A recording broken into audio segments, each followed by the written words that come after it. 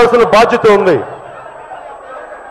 ఈ రోజున జై తెలంగాణ, ఈ రోజున నేను మీ ముందుకు వచ్చినప్పుడు నేను ఒకటే కోరుకుంటాను, చాలా ఇలాంటి ప్రత్యేక పరిస్థితులు ఉన్నప్పుడు రెండు రాష్ట్రాలు ఆంధ్ర కానీ తెలంగాణ కానీ దేశంలోకెల్లా చాలా ప్రత్యేక పరిస్థితులు ఉన్నాయి.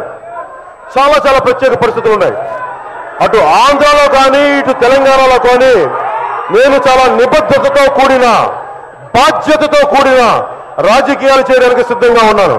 విభేదిస్తాను, అవసరమైతే గొడవ పెట్టుకుంటాను, కానీ అది నాకు ఆఖరి అస్త్రం.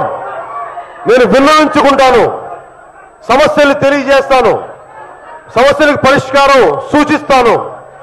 ఒకవేళ పరిస్థితులు కుదిరినప్పుడు వదులుకుంటాను. పరిస్థితులు కుదిరినప్పుడు తెలంగాణ ప్రజల సమస్యల కోసం నేను రోడ్ల మీద రావడానికి సిద్ధంగా ఉన్నాను. మీకు సవినయంగా తెలియజేసుకున్నాను.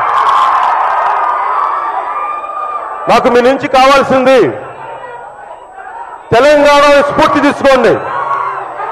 జై తెలంగాణ అన్న మాట అన్నప్పుడల్లా మీకు ఎలా ఉద్వేగం వస్తుందో నేను సభలో చెప్పాను, మన కార్యకర్తల సభలో. కనీసం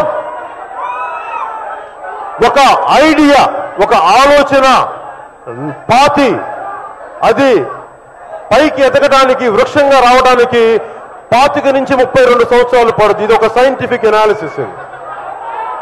తెలంగాణ అనేది కూడా ఒక్క రోజులో రాలేదు. ఒక 25 సంవత్సరాలు 70 నుంచి మధ్యలో వచ్చి పోయినా కానీ ఆ స్ఫూర్తి పోకుండా తెలంగాణ కోసం ఎలా అయితే కృషి చేశారో, ఎలా యుద్ధం చేసి తెలంగాణను సాధించుకున్నారో, ఈ రోజున మనకి నిజమైన అభివృద్ధి, అవినీతి లేని సమాజం, ఆశ్రిత పక్షపాతం లేని రాజకీయాలు కూడా రావాలి అంటే మీ యువతకి నిలబడాలంటే కనీసం 25 సంవత్సరాలు 32 సంవత్సరాల యుద్ధానికి మీరు సిద్ధం కండి. ఇది ఒక్క రోజులో సాధిపోయే యుద్ధం కాదు. ఈ రోజున నేను 2019 ఎలక్షన్లకి నెక్స్ట్ సంవత్సరం నేను మాట్లాడట్లేదు. నేను మాట్లాడుతున్నది 25 సంవత్సరాల సుదీర్ఘ యుద్ధానికి మీ అందరూ సిద్ధం కావాల్సిందిగా నేను మనస్ఫూర్తిగా కోరుకుంటున్నాను. నేను ఒక సంవత్సరం వచ్చి వెళ్ళిపోయే వ్యక్తిని కాదు. చాలా ఆలోచించి నిర్ణయం తీసుకుంటాను. చాలా దెబ్బలు తింటానికి సిద్ధంగా ఉంటాను. మీరు నన్ను విమర్శించండి, దాడులు చేయండి, ఏదైనా చేయండి, కానీ నేనైతే మనం వెనక్కి తిప్పను. మాట ఇచ్చానా నిలబడి తీరుతాను. వెనక్కి వెళ్ళే ప్రశ్నే లేదు.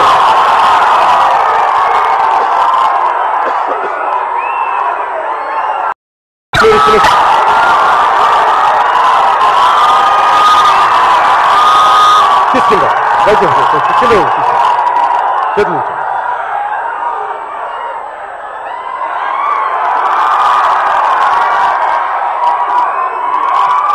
అందరికీ